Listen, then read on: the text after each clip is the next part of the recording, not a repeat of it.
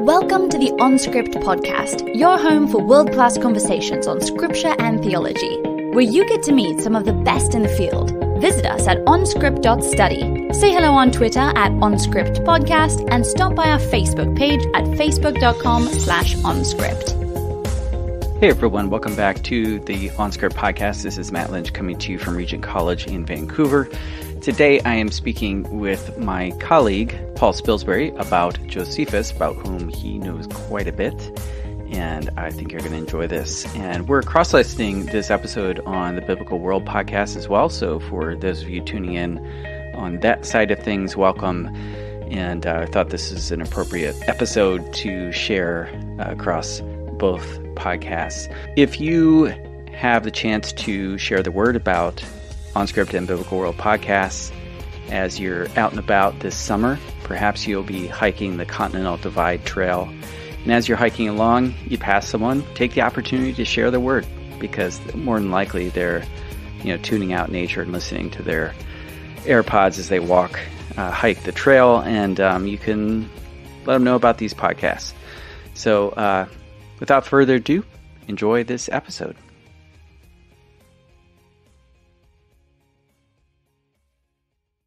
Hey everybody, our guest today is Dr. Paul Spilsbury, Academic Dean and Professor of New Testament at Regent College here in Vancouver. He's published extensively on Josephus, including his book, The Image of the Jew, and Flavius Josephus's Paraphrase of the Bible. And he's also published 2 critical editions of portions of Josephus's Antiquities. He's also written The Throne, the Lamb, and the Dragon, a Reader's Guide to the Book of Revelation, and continues to teach regular courses on the Book of Revelation, in addition to other classes at Regent. So welcome to OnScript, Paul. Thanks very much, Matt. It's great to be here. So you just got back from Turkey. I don't know how jet-lagged you're feeling. Why don't you just share a highlight from the trip? What was the most interesting site that you went to? Something maybe that you always enjoy, or new stuff that's happening in the world of New Testament backgrounds in Turkey. Well, thanks. Yeah, it's great to be with you, and great to be back from Turkey. I mean, it just struck me again how much of the early Christian story happens in Turkey. And, I was struck again by how First Peter, for example, is essentially, we could recall that Peter's letter to Turkey. If you look at all the regions it's written to, Pontus, Bithynia, Cappadocia, Galatia, and Asia are all regions of Turkey. So that struck me in a fresh way. I think a highlight for me was going to Laodicea, which I'd been to before maybe 20 years ago. And at that time, it was just a field in which there were, intentions to excavate at some time. But now it's been substantially excavated, and really substantial discoveries of temples and roads and the agora and public buildings and Byzantine churches, 20 churches they've found now. In fact, as we arrived, we had been told there were 19 churches, and they were actually digging. And then, our guide went over and spoke to the guy leading the thing. And he said, well, no, actually, this is the 20th church. So there are mosaics, and it's a beautiful sight. It was exciting to see something that's just been unearthed literally in the last 15 years or so. So that was new and exciting to see. But there are lots of beautiful sites in Turkey, including kind of the crown jewel, which is Ephesus. To go to Ephesus is always just a hugely exciting thing to be able to do. Yeah, what makes Ephesus so magnificent? Well, it's just such a well-preserved site and so well reestablished. Massive theater that's there. Of course, it features in the life of Paul in the book of Acts chapter 19. And there's these beautiful houses, sort of very high-class houses in which you can see how the 1% lived, if you like. Just to see the frescoes, the paintings on the walls, the mosaic floors, the indoor plumbing, just elaborate. Gives you a glimpse of civic life, of city life. To see the public baths, just. So many things. Everyone always gets a good chuckle out of the public toilets that you encounter in these cities. Group toilets, right? Yeah, and you kind of have to imagine the social dynamic of that. Yeah. But evidence of the imperial cult very strongly present, and just it's such a well preserved and dynamic place where you can imagine, with the help of the structures that are there, what city life would have been like, and then what Paul's mission there would have been like. The presence of gladiatorial remains and so on, little sort of inscriptions relating to gladiators, and there's dark stuff. Gladiatorial stuff is pretty dark, and it reminds you of the extent to which the ancient world celebrated these kinds of very gruesome, grisly things. So yeah, it's just all in all, it's a kind of a historian's sort of dream, sort of like a theme park. There's so many different things you can riff on, and as a teacher, you can talk about this or that, or all kinds of things. Both Paul and John, have their stories intersect in Ephesus, and numerous other important early Christian things as well. So yeah, just everything comes together in Ephesus. It's a very, very exciting place to go to visit. Yeah, and I should say you were teaching on this trip, and with your wife as well, who leads trips there through, what's the name of her organization? Yeah, it's called Christian Journeys, and Bronwyn leads trips to Bible lands 5 or 6 times a year. It was fantastic to travel with her and to kind of be a part of this journey. It was also a Regent College summer course, so we had students and we had others as well. Yeah, and then, there's so many layers. You have to be an archaeologist of a kind in all of these sites. You've got to kind of, you're looking for the really ancient stuff. There might be Hittite or that sort of level of things. You've got Hellenistic era stuff. You've got Roman era stuff. And then, of course, you've got all the layers, Byzantine and then post-Byzantine up through different layers up to the Ottoman and modern eras that you're always sifting in any site, trying to say, okay, this is important for, it's the 14th century or something. So then you've got to get your head aligned for that. Yeah. Do you have a go-to resource for orienting yourself or others to the world of, especially kind of first century Turkey, and insofar as it impinges on the New Testament?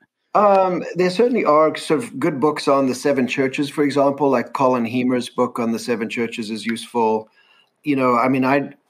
I often am just reading New Testament commentaries, whether on the Book of Acts. We did a lot of stuff on the Book of Acts, and there's Keener's big 3-volume thing on the Book of Acts. This was a Book of Acts tour in many ways. We were in Pisidian Antioch, for example. It's a great site to visit. And yeah, there's just so many things like that. You're always mining. Even, the old F.F. Bruce commentary on Acts still continues to be, a useful, easy read, very accessible.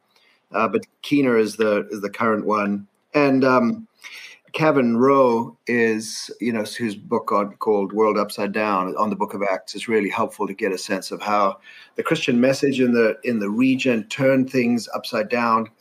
That's a quote, of course, from chapter 16, where Paul and Silas were accused of turning the world upside down in Philippi. But so it's a fascinating exercise to remind oneself that the past is a foreign country. It's not just the foreign country is a foreign country, but going back into a different time, you have to try to get yourself into the mindset of the ancient world. It's different cosmology, different kind of structuring of society is so different than our own. And to try to get into that headspace is always a fascinating exercise. And it's really exciting to be with adult learners, some of whom are students taking courses for credit, others just out of interest, and just to help them see, and just to see actually their sense of excitement of reading the Bible afresh because they're in a place, and to see relationships between things, relationship between the Book of Acts and Paul, the relationship between Paul and Revelation, and the physical relationships between things when you realize how close or far from each other certain things were. When you start imagining what does it mean that Paul was a traveler, what would it have taken to actually walk the space that we just traveled by plane or by bus, and to see the terrain, which is very varied, just like you would, North America, you go through different types of regions, desert, mountains, coastal plains. It's just wonderful to see how those aspects play into things. And then to kind of realize again that the early Christian movement was a network of informally associated, friends and family and others, and just all of the ways in which this movement was a grassroots movement, what it was up against in terms of the Roman culture that was layered on top of the Greek culture, which was layered on top of the indigenous culture, and just all of what it would have meant to preach the gospel in one of these highly complex, sophisticated places. And to realize that, Ephesus and Smyrna were not, they were not backward places. These were not primitive people. These were just highly sophisticated people. They had literature, they had art, they had indoor plumbing. Sometimes we think that they were behind us, but actually you pretty quickly put that to bed, that idea. They had different ways of thinking about the world, and they hadn't made lots of discoveries that we know about in science and so on. But they were profoundly intelligent and interesting people, and it's wonderful to kind of try to get into their lives a little bit, So it's very exciting to do this kind of travel study. Yeah. On the Byzantine churches, just curious if are any of those churches over sites that go back to the first century? Because I know sometimes those Byzantine churches are marking maybe a previous, kind of an important site. Is there any that kind of thing? Yeah, that's often a possibility. So there is a church in Pisidian Antioch, which is where Paul gives one of his important speeches. And the claim is that, maybe I don't know if it's a claim or if it's a hunch, is that it is situated on the site of what was a synagogue before. If that's the case, then that synagogue might go back to a very early stage. And then the question is, why was the church built on that particular synagogue? Was it because there was a memory of some kind of Christian worship there? And so there are cases like that. It's often hard to establish that, because often, when archaeologists do their digging, they often have to decide when to stop, because they might think there could be something at an earlier level, but they can't find it without destroying the level that they've already attained. Yeah. And so if you have a nice mosaic floor, do you really want to pull that thing up? And so once they've hit something that seems really great, then they're like, okay. And they might have some soundings or some ways of trying to see if there was something beneath it. And, just in principle, it does make sense that important buildings would have been located in sites for reasons. Could have been it was already a worship site of some kind. And then the question is, was it a Christian worship site? Was it a pagan site? Was it a Christianization of maybe the worship of a local god, or it could have been a synagogue, or it could be a Christian, place of some note, So, it is possible that some of these sites, when you've got 20, like in Laodicea, you don't know which one might be the first one, although they may be able to indicate, kind of figure out which of the 20 are is the oldest one. I haven't looked into that at all, but they are able often to tell, the different ages. Yeah, another thing that interests me is relationship between synagogue and church in some of these locations, because I know that there's a pretty lively discussion about the parting of the ways between Judaism and Christianity, and that was probably a varied phenomenon regionally, and that it wasn't like there was a sort of clean break between synagogue and church, because you have architectural similarity in a lot of places between synagogues and churches. Yeah, just wondered if you observed any of that kind of thing or have thoughts on that. Yeah, I mean, that is true, that the parting of the ways was much more drawn out and it was very uneven over the centuries. One of the really interesting things, as you know, about the synagogues in the book of Acts is this reference to God-fearers. So this term that's used to differentiate between sort of the Jews going to a synagogue and the sort of Gentile adherents or Gentile people who are attending synagogues who are called God-fearers.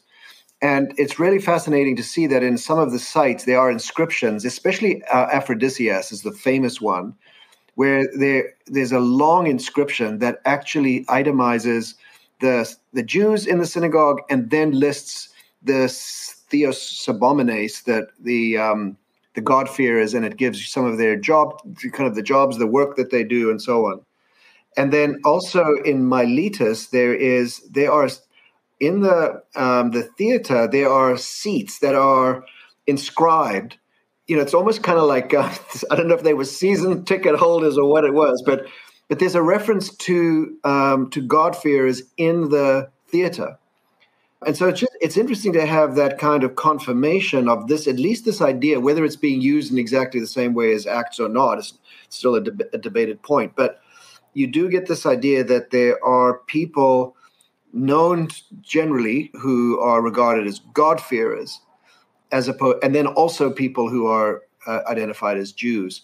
And then, that suggests a kind of place within society for the Jewish community, that at least in some of the cities there was a recognition, that there are these different groups, and among those groups there are Jews, and there are God-fearers who are somehow associated with the synagogue as well. So that's a very interesting kind of corroboration and interesting kind of connection to the narrative of the Book of Acts.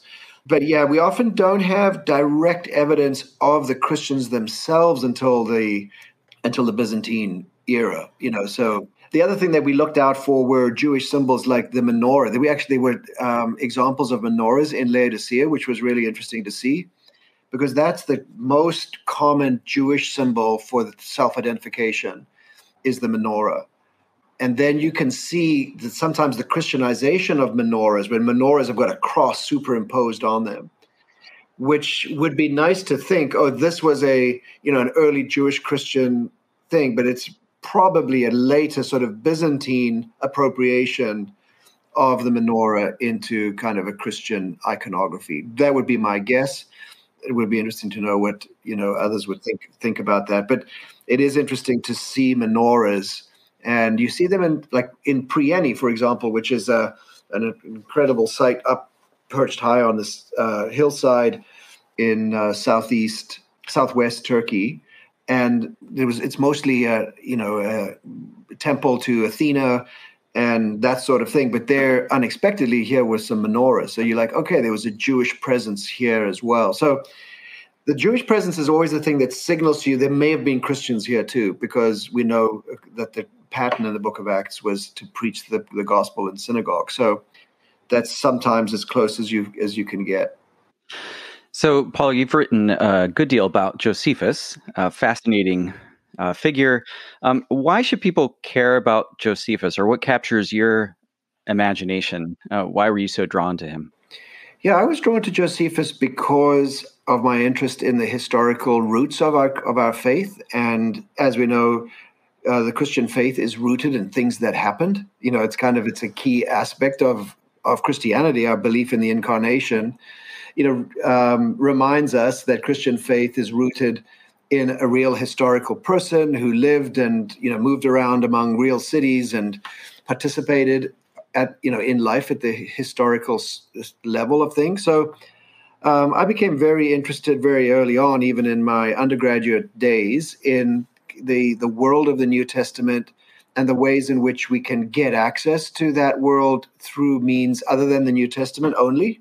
Fascinated in the New Testament. In fact, I read right after graduating from Bible college, I read Josephus's Jewish War, the Penguin version of the Jewish War, just in the summer holidays.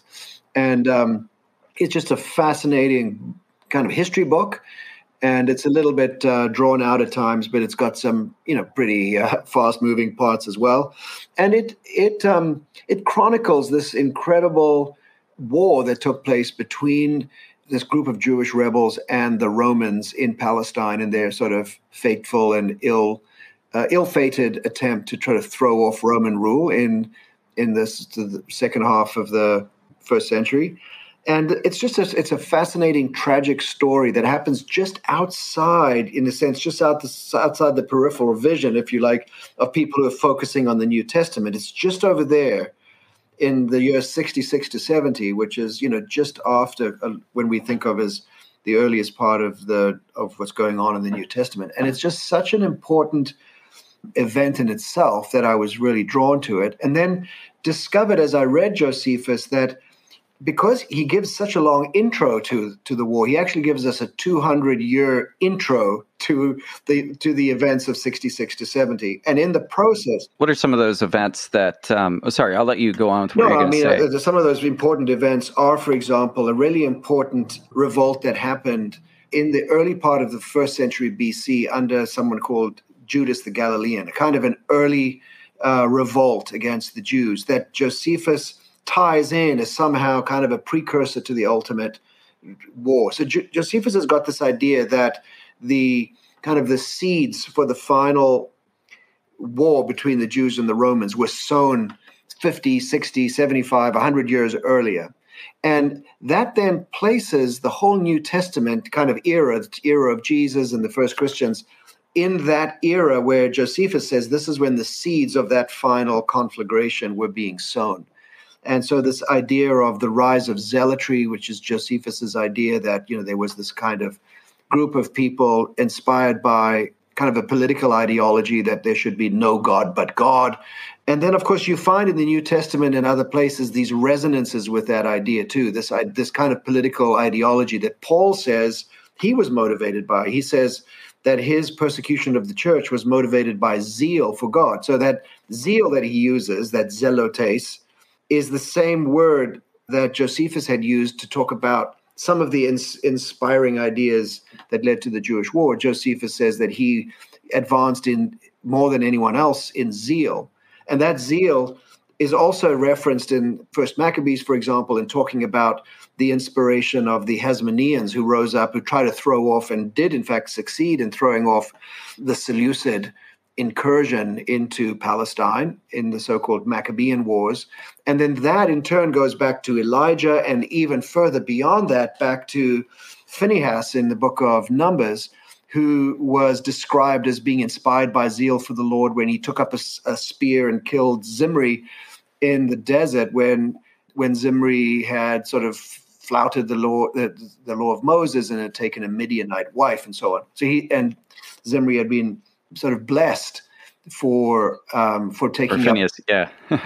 Yeah, that's right. Phineas had been blessed. Yeah. So Phineas, in a sense, is so it ties in this whole kind of storyline, and Josephus helps us to elucidate that and gives us other examples of that same political ideology playing out in the first century. So, but there's lots of examples of the ways in which Josephus elucidates our picture. He's the one who tells us he tells us a great deal about the Pharisees and different individual Pharisees, helps us understand that there were these four schools of thought. Of course, all the time with any historian, you're having to ask yourselves, do they have their own agendas and their own biases that you need to kind of account for? And Josephus has those for sure.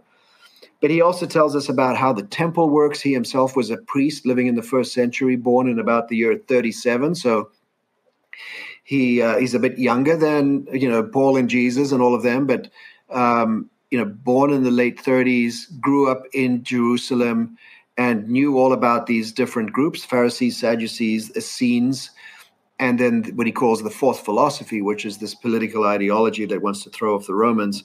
And then he knows all about the high priests and the working of the temple and so on.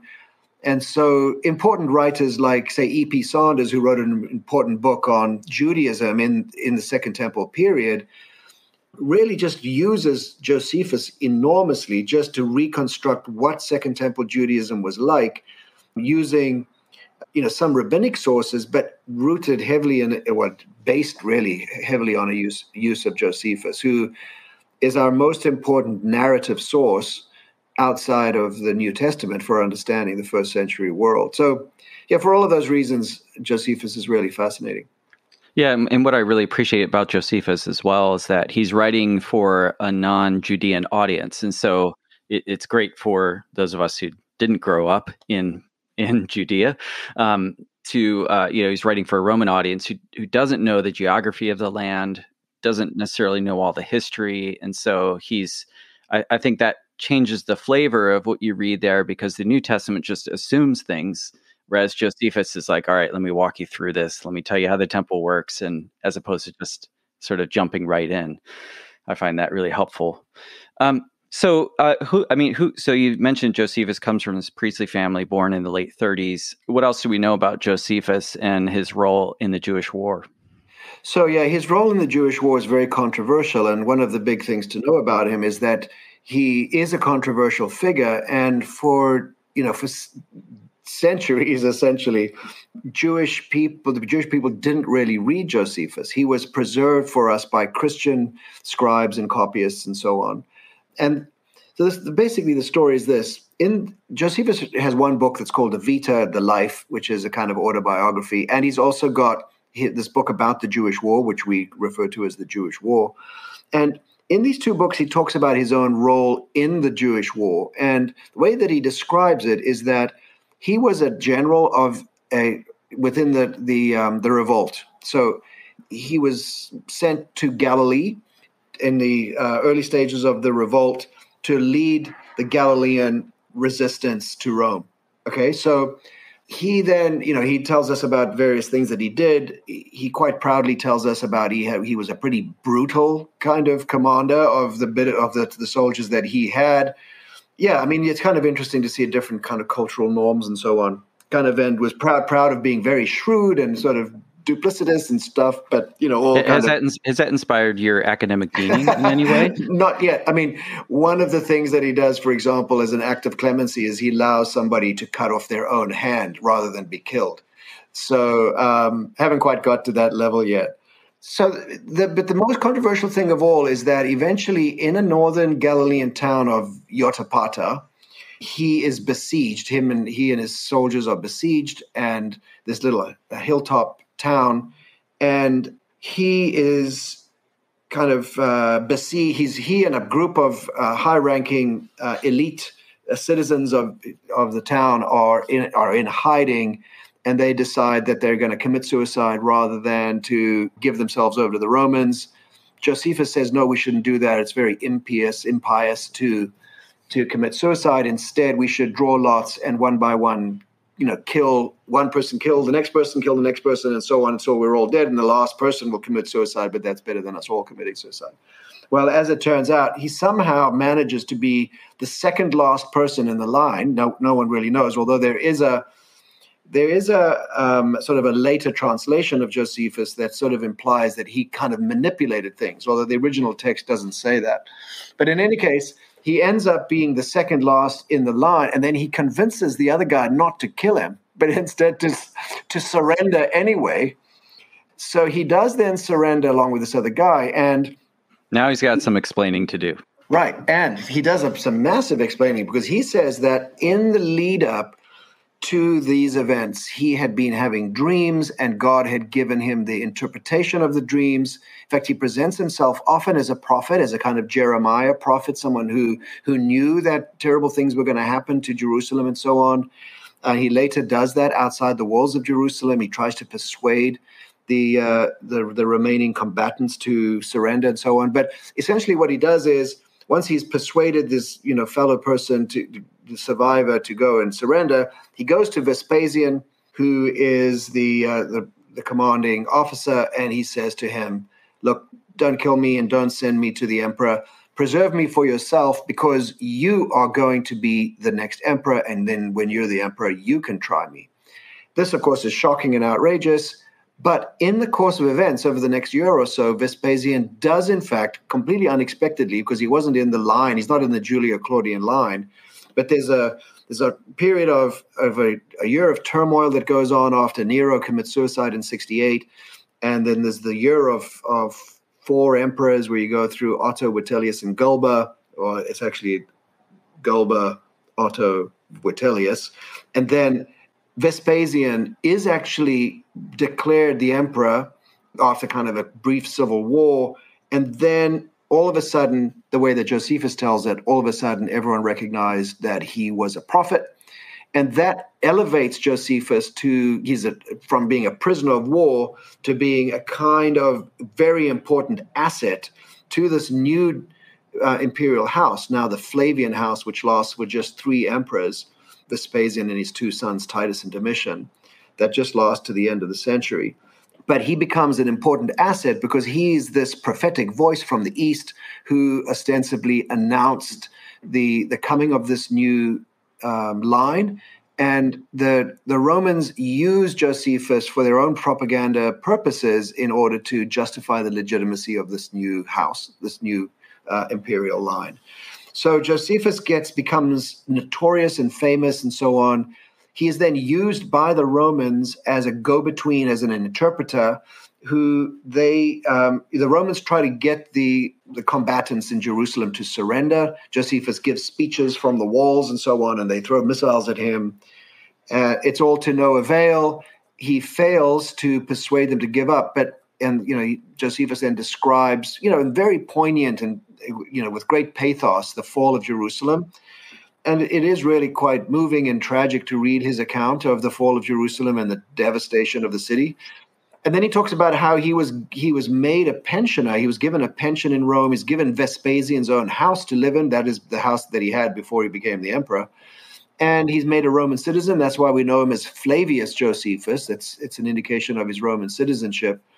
And he lives the rest of his days in Rome, in a way doing penance. And I don't know if that's not the right term. It's an anachronistic term. But his writings, in a way, are kind of part justification for what he's done, but then also kind of explaining to the Roman world who the Jews are and why the Romans should not think of the Jews as intrinsically problematic or kind of warring and so on, but that they should be left alone to have their own country, to have their own religion and customs, and to be allowed to live in peace. And you could say partly his argument is that they should be allowed to rebuild their constitutional state centered on the temple.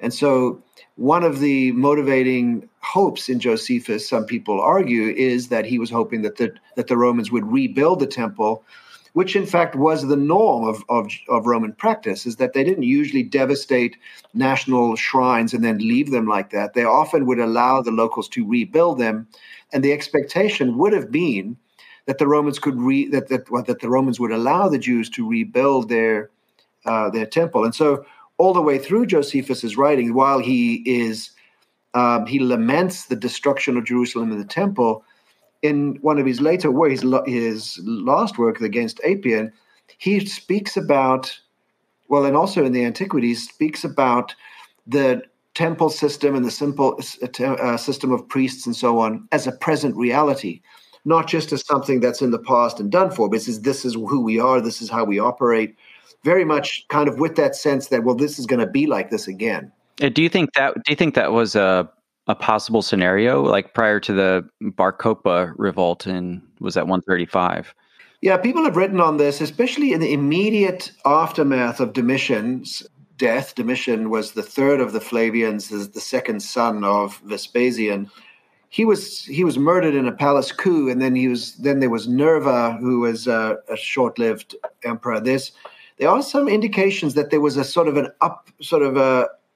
excitement that maybe now the temple would be rebuilt, and that would have carried on into the time of Trajan, who's the next emperor, and that slowly that the non-appearance of the new temple leads to growing frustration. And so you see in Trajan's time in North Africa, there's sort of uprisings and stuff that get pushed down. Then in Hadrian's time, once we get to 130, it's like really boiling frustration that nothing has happened. And then you get Bar Kokhba, who's kind of a messianic figure of sorts, trying to force the hand of history, as it were, to bring about the reestablishment of the Jewish temple state, which leads to the kind of second devastation of Jerusalem and the transformation of Jerusalem into a Roman colony called Aelia Capitolina. And at that point, there's no hope of the temple being reestablished. The city is completely transformed into a Roman town. So in the interim time, from 70, certainly for the next 30 or 40 years, there was a genuine hope that the temple could be rebuilt, which would have been a normal practice. Yeah, so a lot of your work has focused on Antiquities. So you've done critical editions of portions of Antiquities. So what interests you in this particular work, and what have you kind of discovered along the way? Yeah, thanks.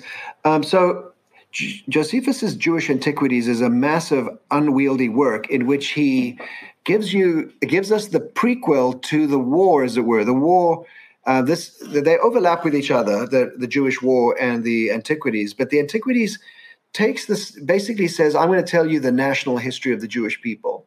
And that means from the beginning of time, understood biblically, up till kind of the beginnings of the Jewish war.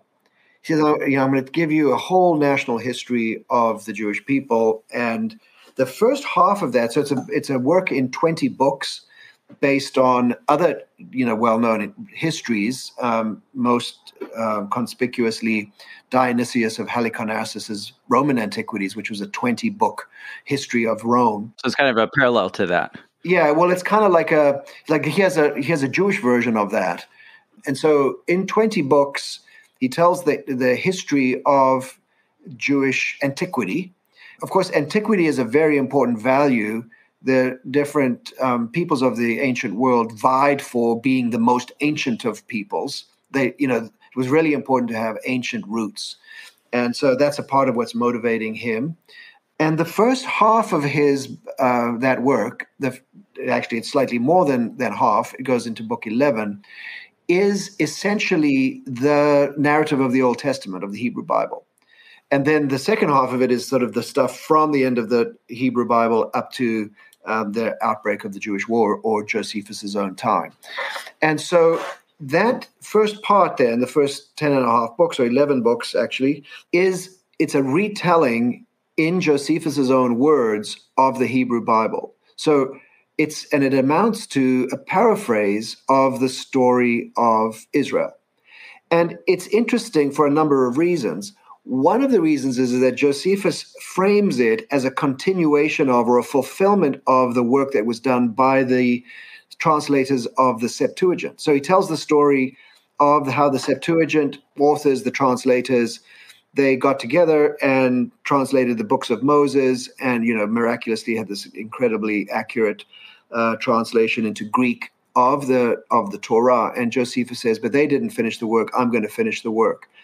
And like them, I am going to give you an exact translation of the Hebrew Bible without leaving out a single word or phrase or anything. I'm going to give you an exact rendition. Then, of course, when you start reading his text, you find out that it's nothing like what we would think of as an exact rendition. It's really quite paraphrastic and sort of wide-ranging, and it includes, new stories we hadn't heard of before, and it leaves out certain stories. And so it becomes an example of what scholars sometimes refer to as rewritten Bible. And there's other examples of that from the Dead Sea Scrolls, the Genesis Apocryphon or the Book of Jubilees and other books like that, where the early Jewish kind of retellings of the Old Testament that are sometimes quite quirky and, and surprising. There's things in there that you didn't know that were a part of the Bible. And then that raises the question of, okay, when Josephus does this, is he being deceptive?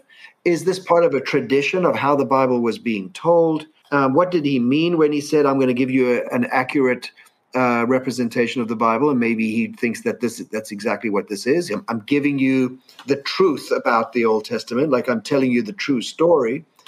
And I tend to think of it that way rather than it being a big ruse, because, he knew that people could compare. Because it's not just that it's all out of Hebrew, there's already an existent Greek translation of the Old Testament. So it's a fascinating example of a first century retelling of the whole Hebrew Bible by a Jewish priestly writer. And it gives us a sense of what for him is important, what for him is less important.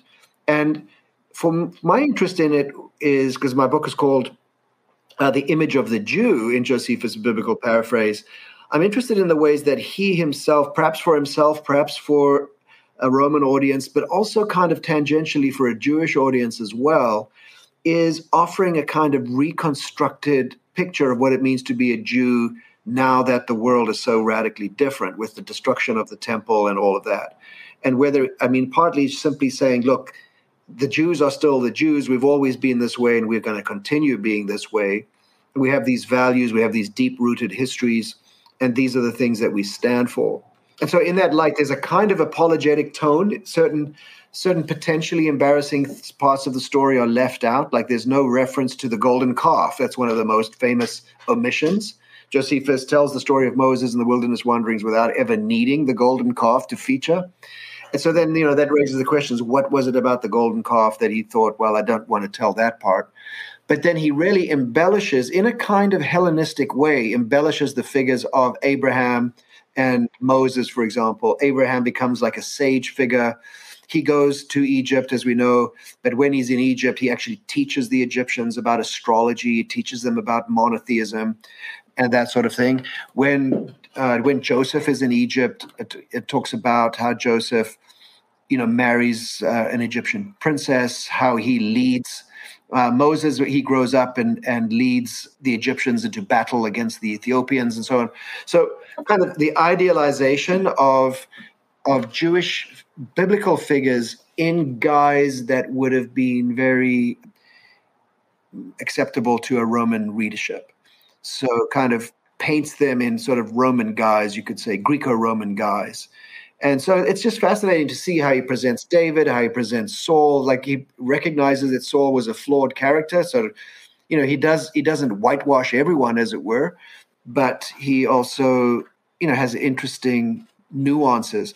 I mean, a very fascinating nuance for me, because of my interest in the book of Revelation as well, is the way that he retells the stories of Daniel. And, he mostly leaves out the prophetic parts of Daniel, but he does give some indications, and he does summarize some of the visions. And he makes it clear that he thinks that Daniel had something to say about his own time, about the first century, including this idea that the fourth kingdom is Rome. Remember the fourth kingdom, and then there's the question about, is Rome going to be overthrown? And he's very coy about that. In fact, he says, I can only tell you about the stuff that's happened in the past. If you want to know what's going to happen in the future, you have to read the book of Daniel, which gives you the sense that he thinks that the book of Daniel is about to come true.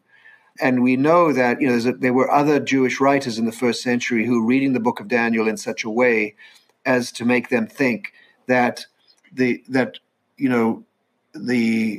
great stone that gets cut out of the mountain and knocks over the statue is about to be fulfilled in the first century, which may have even fueled the Jewish rebellion against Rome itself. So it's an interesting kind of speculation. In your description, it's so apparent the fine lines he's always walking between being Jewish but yet defecting to the Romans, and then being right in there with the Romans but yet hinting at the overthrow of Rome. I mean, that's quite a line to walk.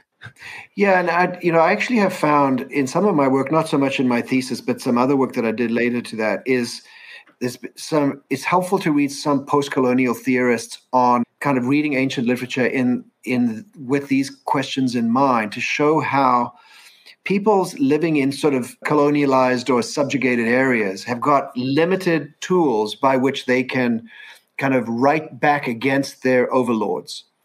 And Josephus fits that quite well as someone who, uses the language of the dominant culture. He uses the language of Greek. The Eastern Roman Empire was Greek.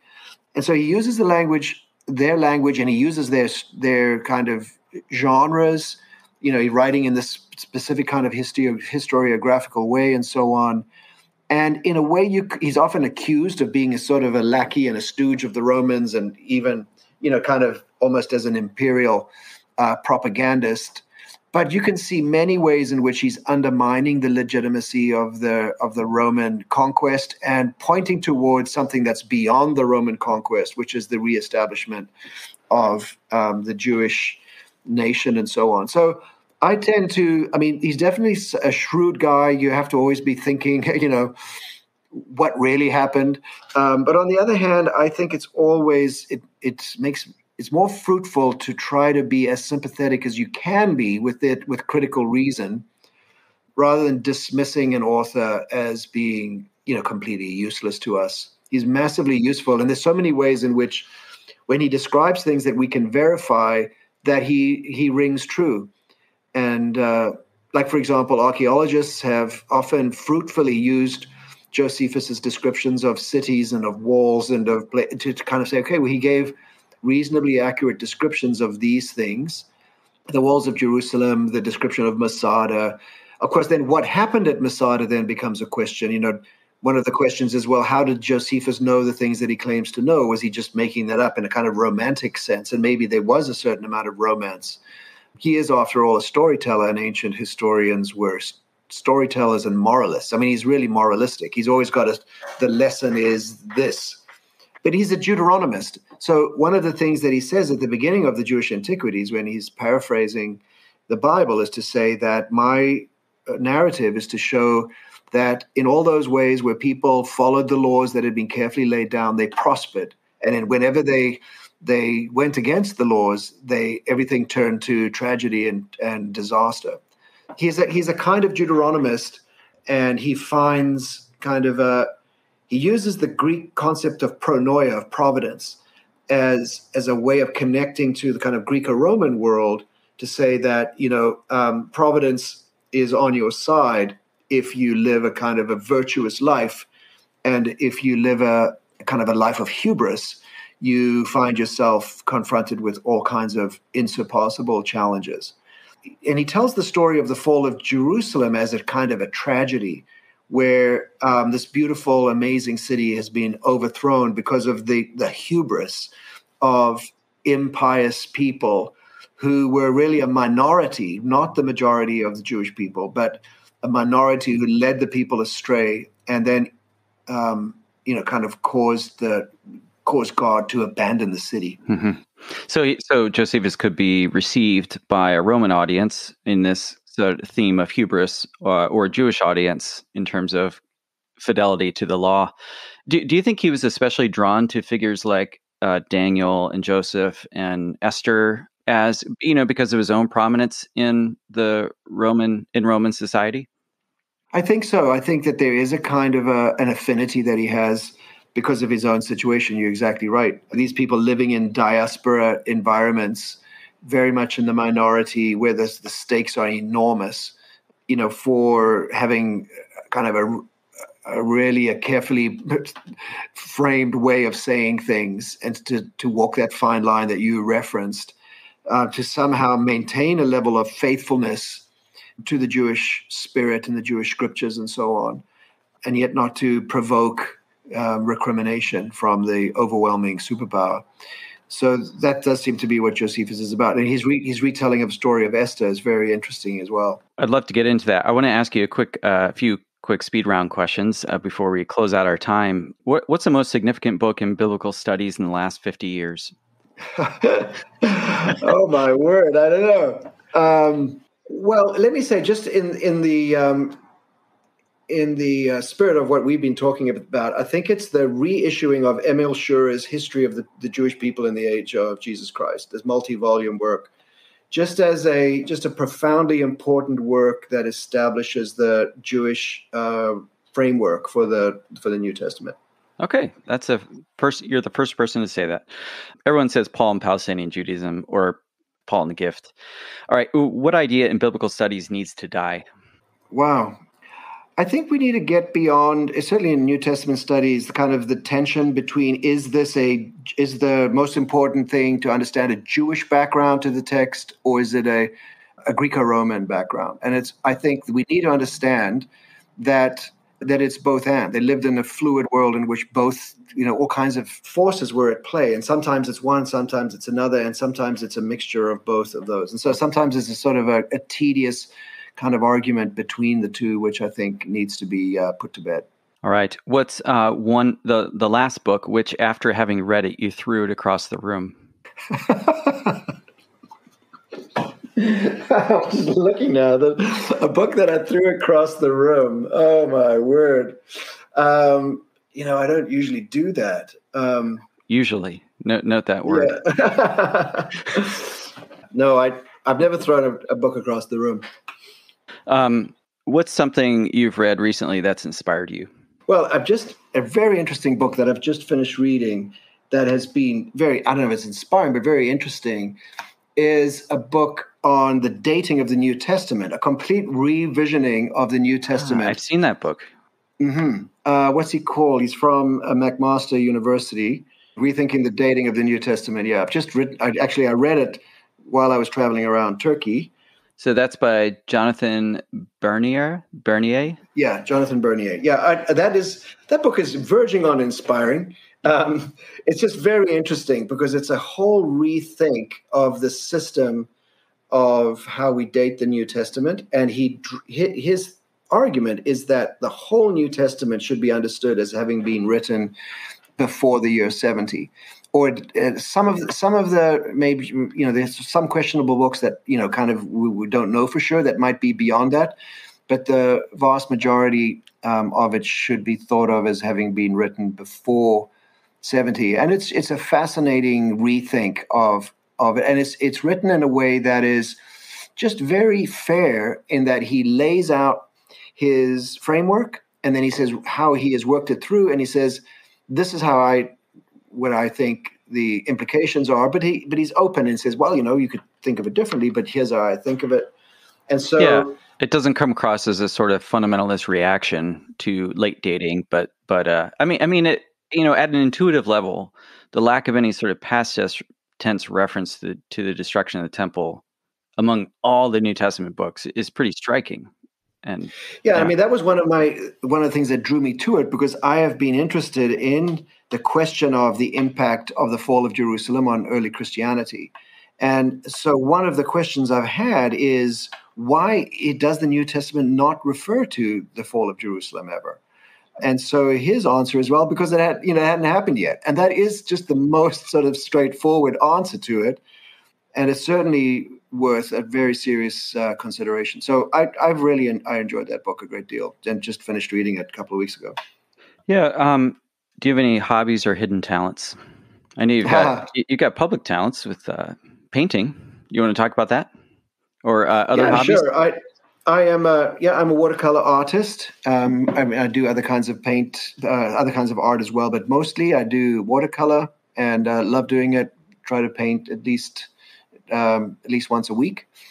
And that's one of the things I love to do. I'm an avid follower of cricket, which is an anachronism, because in Canada there's not much cricket going on, but I follow it on one of the great things about the internet. You can follow, things from far away, but I'm a bit of a cricket nut. Yeah. I should say you grew up in South Africa, so that accounts for some of that aberrant behavior. It's a way of keeping some connection to my roots. Yeah, for sure. And then, I don't know, maybe you want to just say a word about how growing up in South Africa shaped you as a scholar. Yeah, I think that it shaped me quite profoundly as a person, and my scholarship grows out of that. I think I am very aware of the power of biblical text to shape narratives of nations. And one of the ways in which that played out in South Africa was the ways in which the Bible was used as a justification for apartheid. And so I am always very attentive to the ways that we can be blind to our own issues and blind spots, and, much more than blind spots, just, willful kind of ignoring of things. So the Bible can be used as a very powerful tool for bad as well as for good. And so I think that's given me a certain kind of sensitivity to those sorts of things, perhaps. Yeah. So back to Josephus for a moment. Just wondering if you could mention a couple of ways that studying Josephus illuminates the New Testament. Yeah, I mean, it illuminates the New Testament by helping us to understand that the New Testament is written in a real world where, it's not just a world unto itself. The New Testament is telling us about people and places and things that happen in a historical and a cultural context. And that, to me, is just always helpful, is to not build up a big wall around the New Testament that you then think, well, it just happened in a bubble, but rather to see it as happening in a world. And Josephus just helps us to understand something more about that world. Not necessarily always specifically. It's not that you can go and look up, each thing in the New Testament and find it in Josephus, but in a general sense. I mean, and to me, the thing that I have tried to do always in my reading of Josephus is to do a very honest and appreciative reading of him as a person, as an author, and not just as a mind from which to kind of raid, kind of the bits that are useful to me, but to see Josephus as a whole corpus, a whole body of work. And then to treat the New Testament like that as well, to treat Paul like that, to treat other writers in the New Testament like that. So I think I've just learned how to be a reader, how to be a historian, and to bring a kind of a broader sensitivity to my reading of the New Testament than I would have had if I hadn't done this kind of in-depth reading of Josephus. and a reading of Josephus that was, in a sense, trying to understand Josephus on Josephus's own terms, not just as a source for me to kind of pick and choose bits that would help me to understand the book of Acts or something. Great. Well, Paul, we have so much more I'm sure we could discuss, and I'd love to have another conversation with you sometime about Revelation, because you've written on that quite a bit and taught on that. So, but for now, thanks so much for taking the time to speak with me. Great. Thanks so much, Matt. I really enjoyed it. You've been listening to OnScript, delectable conversations on scripture and theology. If this episode has brought you inner peace or lit your biblical fire, please consider a small donation of just $2 or $5 per month. Information on how to donate can be found at onscript.study/donate.